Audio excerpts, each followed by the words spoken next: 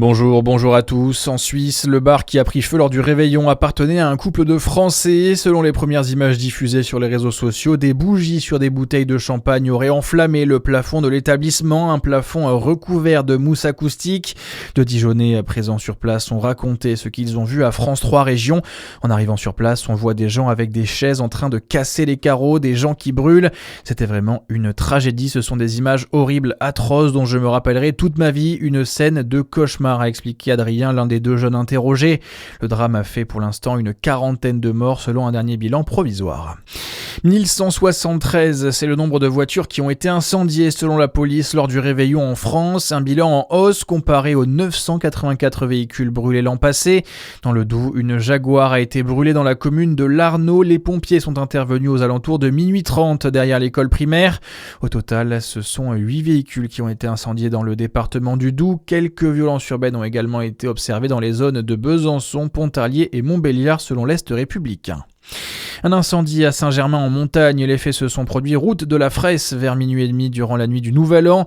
C'est un feu de cheminée qui a démarré l'incendie. 12 sapeurs-pompiers ont été dépêchés sur les lieux.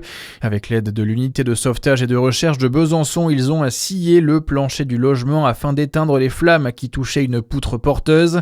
La famille de 5 personnes qui étaient dans l'habitation ont été relogées par des proches à cause des dégâts importants causés par le sinistre. Dans l'actualité également, la nouvelle année est arrivée. Parmi les événements majeurs en politique, les municipales au mois de mars, même s'il est encore tôt pour se projeter vers le scrutin, les enjeux se dessinent pour les différents partis. Pour les écologistes, par exemple, l'enjeu sera de conserver les mairies des grandes villes qu'ils avaient décrochées il y a 6 ans. Une tâche qui pourrait s'avérer compliquée selon le politologue Tristan Haute.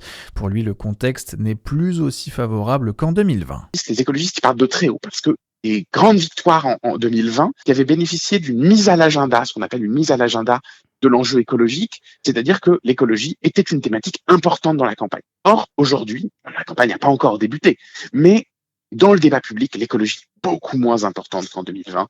Et donc, finalement, les écologistes qui parlent beaucoup de cette thématique sont beaucoup moins audibles. Et dès lors, c'est beaucoup plus difficile pour faire vivre localement l'écologie politique dans les campagnes municipales. Et ce sera beaucoup plus compliqué pour les écologistes quand ils sont sortants, et je dirais même encore plus quand ils ne le sont pas. Et parmi les grandes villes à conserver, Lyon, Bordeaux et Strasbourg, les élections municipales auront lieu les 15 et 22 mars. Et puis un retour à la normale pour la Poste et la Banque Postale après une nouvelle cyberattaque. Leurs sites ont été inaccessibles hier une grande partie de la journée. Un incident qui intervient quelques jours après une précédente attaque massive qui avait fortement perturbé le suivi des colis pendant la période de Noël. À suivre votre météo sur Fréquence Plus.